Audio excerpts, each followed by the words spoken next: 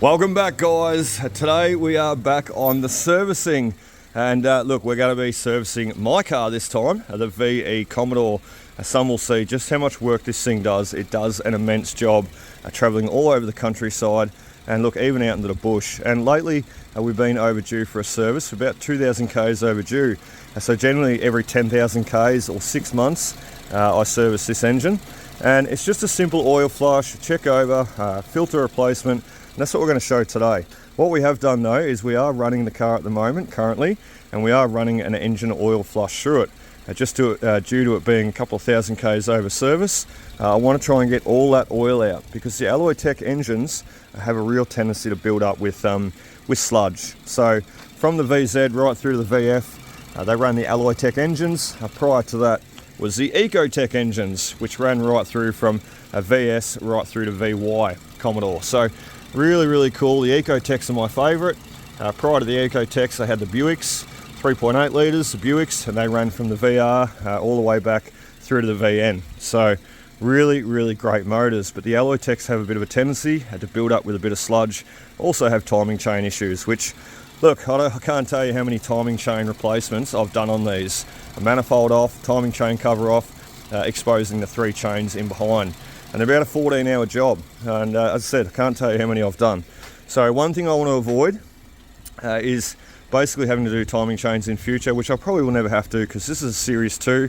They generally fixed the problem by then. The early type Alloy Tech engines were the ones that had the issue with the timing chains. Generally they couldn't get up over 100,000 Ks without doing a chain. So, and that was because, I'll just say quickly, Holden put in a thinner chain, a smaller chain.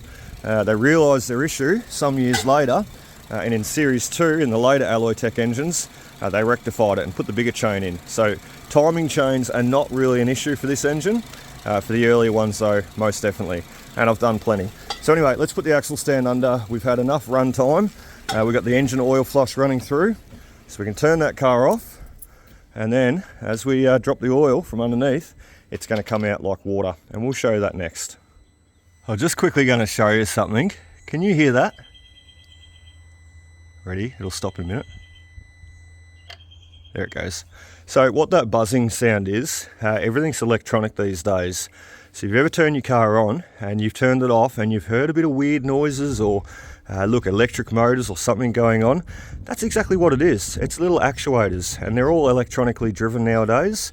So what you were hearing just then was your electronic actuator adjusting your butterfly ready for startup. So your throttle body was open when the car was started. When the car's shut, it closes the throttle body off to give the right stoichiometric air-fuel ratio when the car starts. I know that sounds weird, but it's a real word. Look it up, stoichiometric. And it gives that airflow with the fuel-air mixture with the butterfly being set at the right position, halfway open, halfway closed. So when you hear those little funny clicks and whines and noises, that's what it is. It's just basically your actuators returning to their normal position. So just looking here too, under this little breather, I don't even need to remove him. We got mice poo. We've got a bit of mice damage up here. So anyway, we're going to, well, we'll just keep an eye out for that. And we might even give this car a wash, try and flush out any mice that are hiding inside. Let's get the air filter out now. Just a little trick I'll show, a very handy trick. It's got me out of trouble a lot of times over the years. Oil cap, put it right there.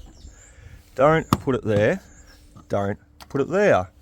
Don't sit it over in the corner there. Grab your oil cap, take it off, and always sit it right there, or right there, somewhere in the way of your bonnet latch. Because guess what? You literally, simply can't afford to forget it. You won't forget it because it's literally in the way. If I set him up over here, if I set him down here or out of the way, you will shut that bonnet and you won't think twice of it. And you'll just think that you've put the fuel oil cap on a month's time when you go to check the oil. There's the oil cap still sitting up there that you didn't remember, and you've got oil splattered all over. So look, pays every single car I've ever done, even when I'm servicing someone else's car in front of them, I put the oil cap there. And I've even had other people take the oil cap, I'll just sit it up there for you, mate. And I say, no, I'd like it there, thank you. because I literally cannot finish this job and shut the bonnet without putting your oil cap back on. So it's a way for me to always remember to put the oil cap back on. What a good idea.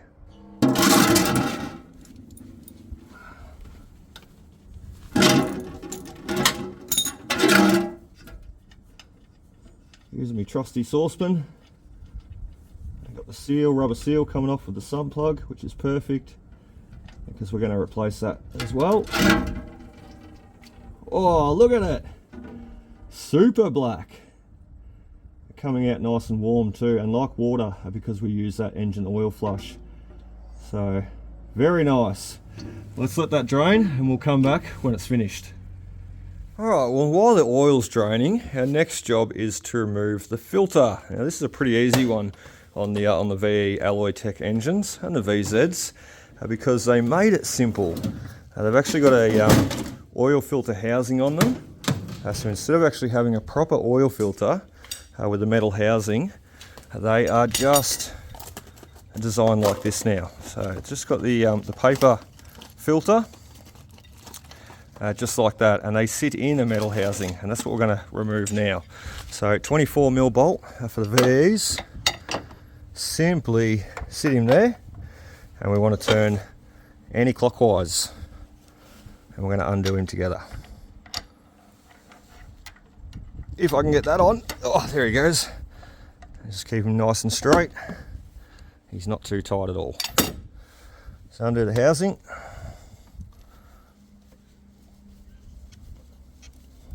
Probably kept the socket on there to make it a bit easier. That's all right. I'll switch hands here. It's a bit messy when you pull the filter out. What you want to do, you got the coil lead loom running over the top. You have to really remove him. Just sit off to the side there and let it drain for a second. There he goes. Let it drain for a second, and then, without making a mess, flip him upside down. So there's the old, and as you can see, it sits in that metal housing, and dirty hands, there is the new. So great job that we're replacing this, because it definitely needs it. I'll just say while we're changing this, it's super important that you always get that seal off and replace it. So take the oil filter off, put your nail, or you can actually pinch him, and just grab him off like that. So always replace that seal.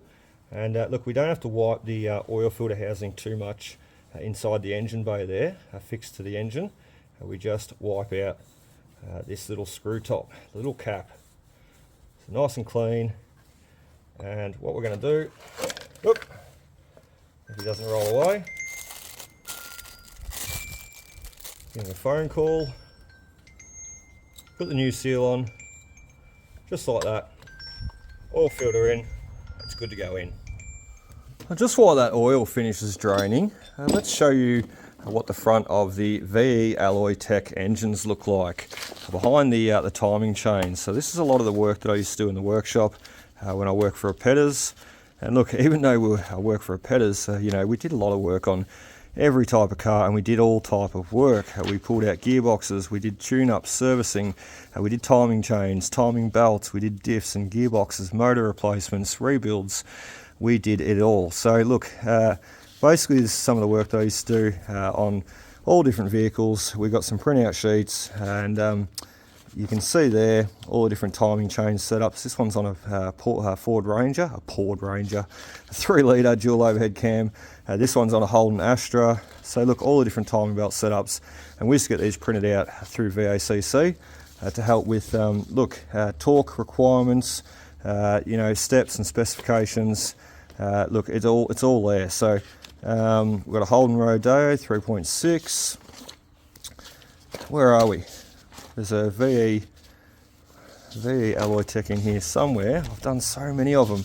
When I started doing the VE Alloy Tech engines too, I remember when the boss first come to me and said, mate, we're going to start, here they are, we're going to start doing timing chains. Now, the workshop had never done timing chains before, and I was the first to take them on.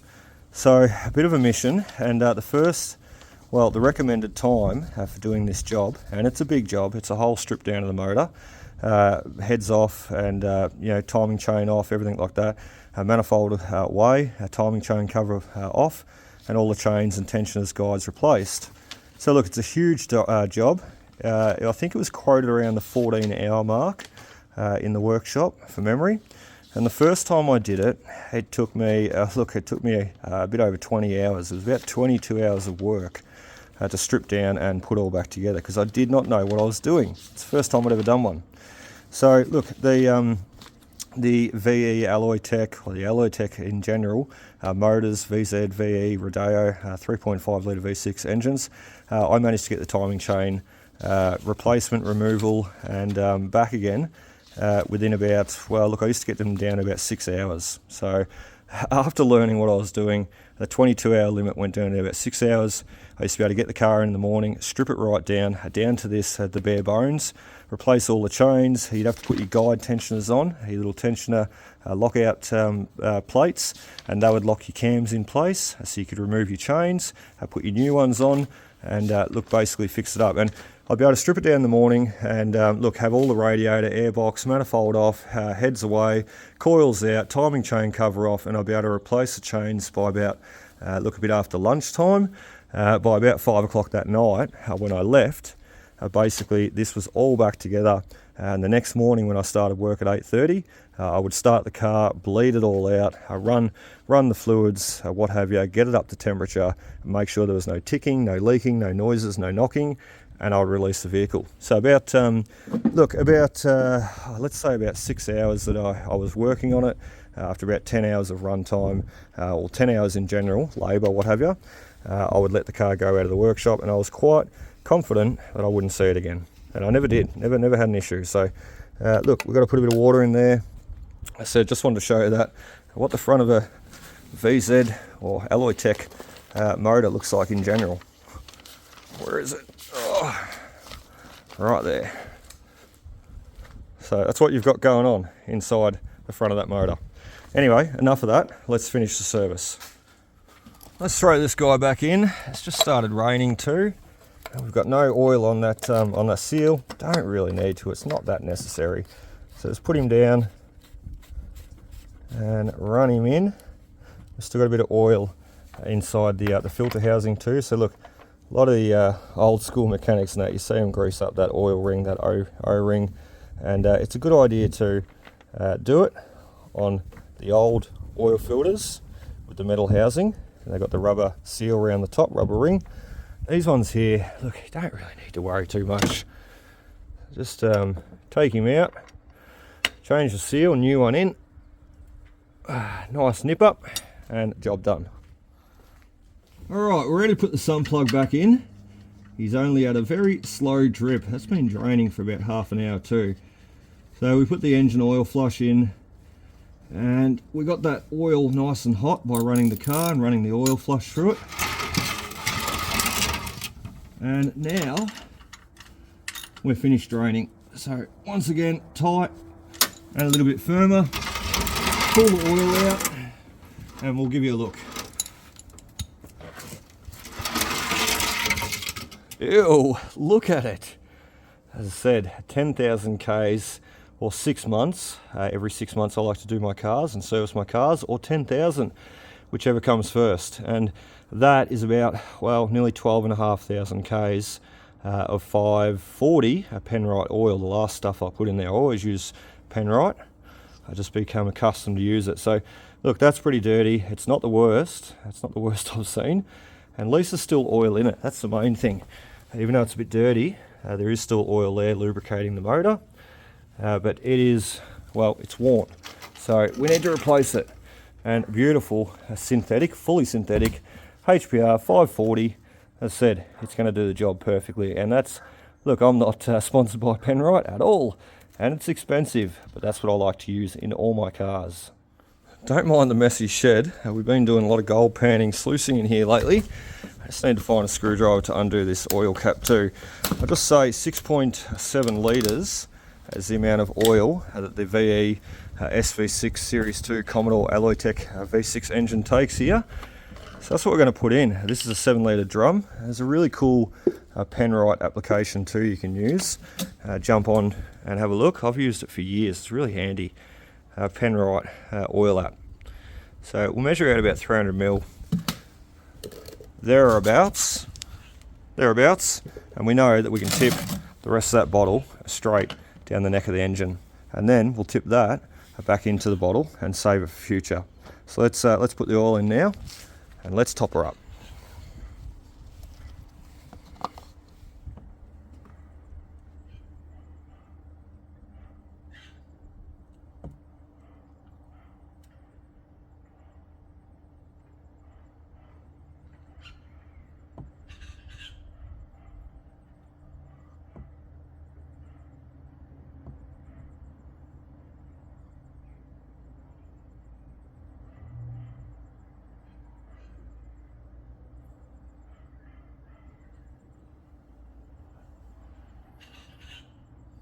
A bit of a trick I learnt in the workshop years ago by an older mechanic is you want to get the most out of your oil bottles. Sit your bonnet down like that. So sit them down just enough to hold the oil bottle in place, letting him drain. You can walk off and do another job. You don't have to stand there for 10 minutes holding the bottle upside down and waiting for all that oil to come out. So just squash him in between your bonnet ever so gently and lift your bonnet up when you're done. While the rest of the oil continues to drain out of that bottle, 6.7 litres, remember, as I said, we're going to check over and give you a look at what else we're looking at for the service. We can feel a little bit of a lip there on the rotors, so I know that they're going to have to be machined or replaced in future. Nowadays, look, you can get it machined.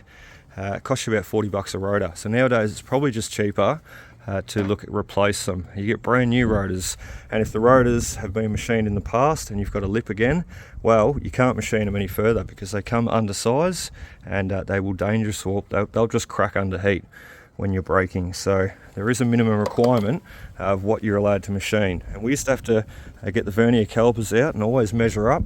I used to machine a lot of rotors in the workshop.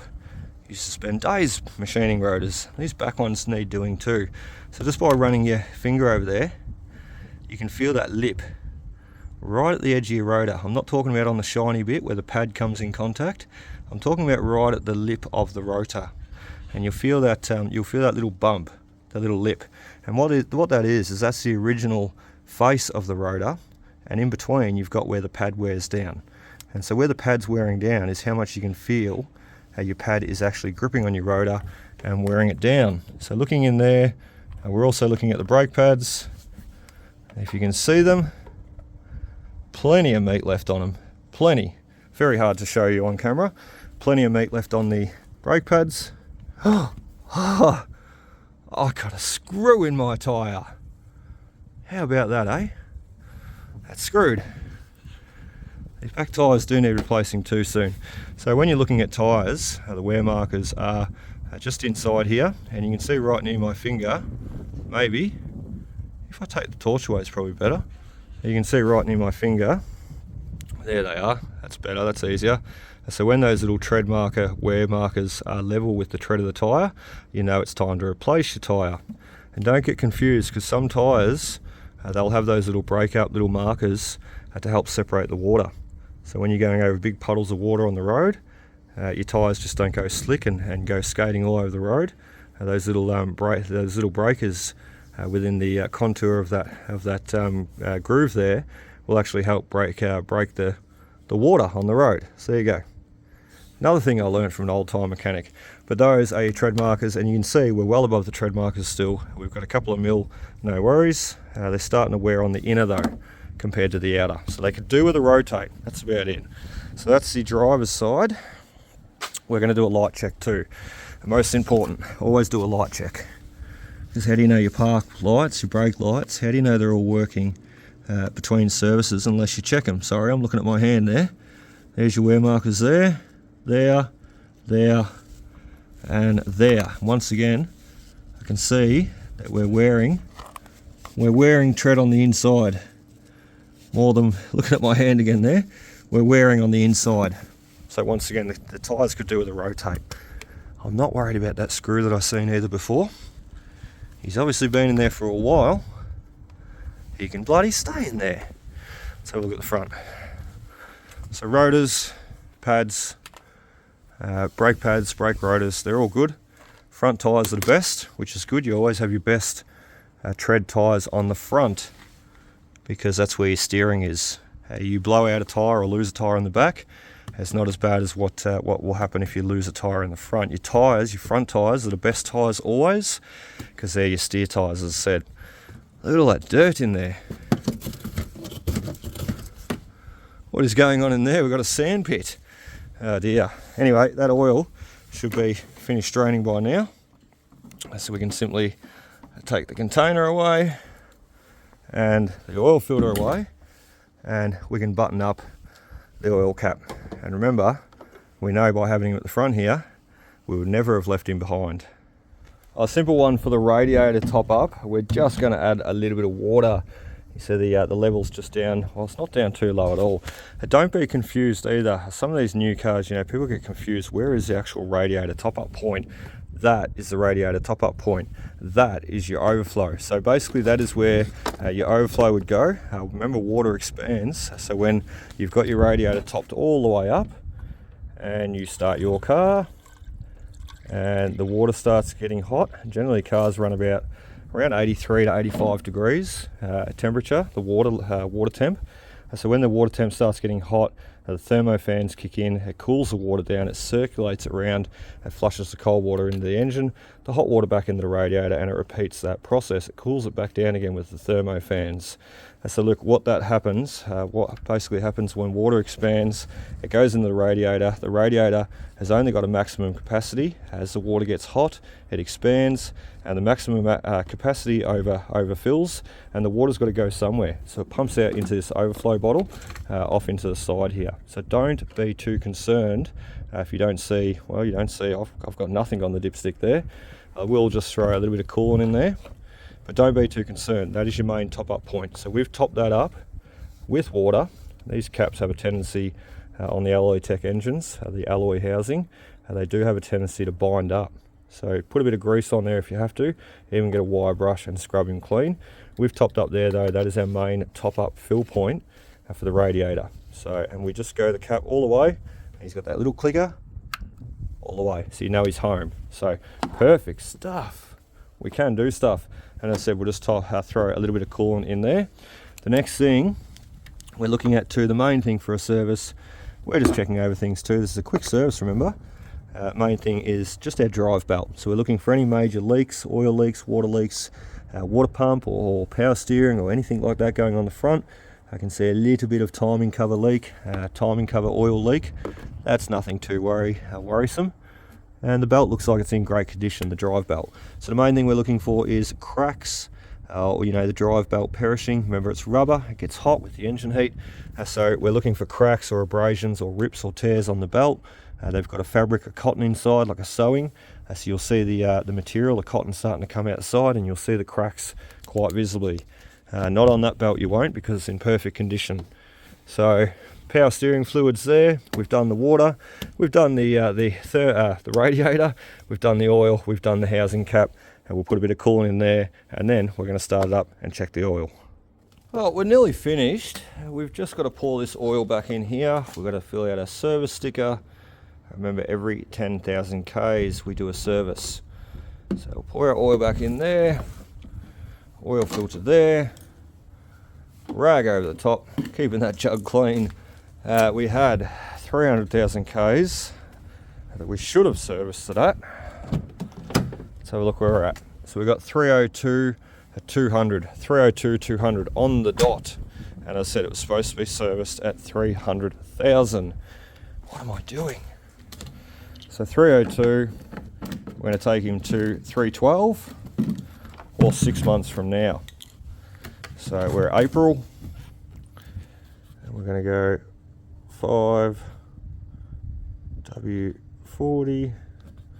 We had 6.7 litres. We want April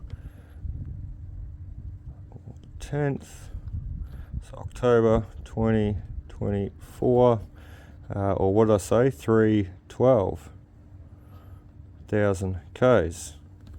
So whatever comes first, 10,000 Ks, which will put us to 312, or the 10th month of 2024. Depends how much driving I do.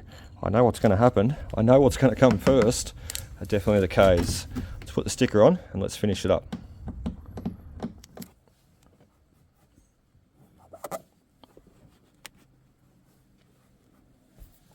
Perfect.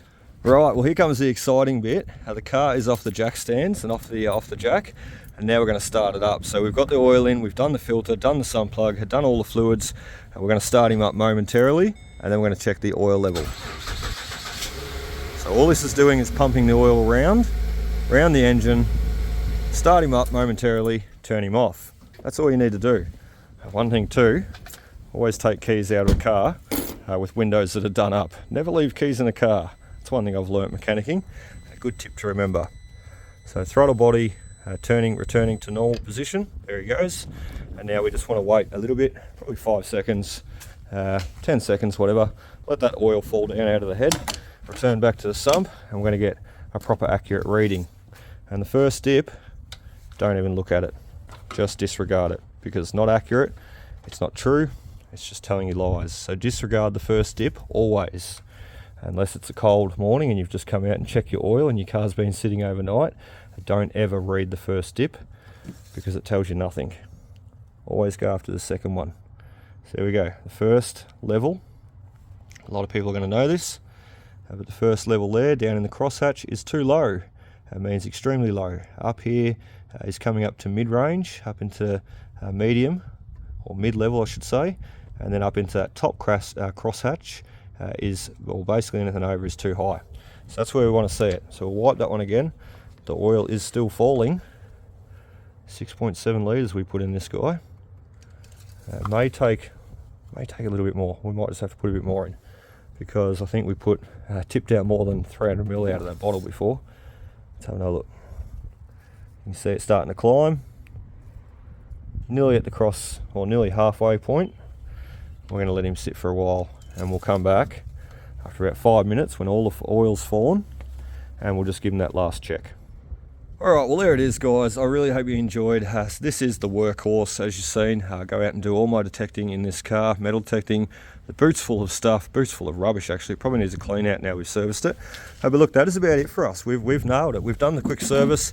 It was a little bit over unfortunately, but we did. Look, we always generally service this car on time, so it shouldn't have any issues. The cover just goes back on like that. We can shut the bonnet now. The oil level's good, and it's good for another 10,000 Ks. And I simply did that with what you see in front of us here. A trolley jack, axle stand, a 24mm socket with a breaker bar, a little 15mm socket, a 3/8 ratchet, a torch to check your brakes and look over your belts and everything, and look for leaks too, a pen to fill out a service sticker, some oil, 7 litres, the R2605P Ryco oil filter that we replaced, as you've seen, with the oil seal. We used some water, some bug cleaner, which we didn't have to, and we also used the engine oil flush, being that it was 2,000 Ks overdue for a service. So it does not hurt to put one of these in. Look, all those other things, I think they're just a bit of a gimmick. Your fuel injector cleaner, some of those are just a gimmick. Some of them are good though, I will say. Some of them I do believe in, but you have to buy the good brand, the good stuff. So ideally a lot of them are just higher octane fuel, which just helps clean out your valves and your seats and your injectors, which it does work a bit, but you might as well just go down and put some 98 octane fuel in your car to do the same thing, and it'll be cheaper. So R2605 oil filter, we paid $13.82. We should have paid $15.20. We get a trade discount. We got some 540 7 litres. It's 115 retail. We paid $90, which was good. Very nice. Engine oil flush. We should have paid $13. We paid $8. So all in all, we had $123.45 for this guy, and this guy. And look, $123 to service the car. Look, $123. That's sometimes hard enough to find some weeks for some people. I understand that. But guess what? If we had it done in workshop, that's all they would have done today, is change the oil, change the filter, had a look over the car, reported any problems, and it would have stung you around about $230 to $300 for a standard car service in a workshop. So $123 to do it at home, and you've seen it here, how simple it is. I tell you what, anybody can service their car. Good luck, and I hope you enjoyed.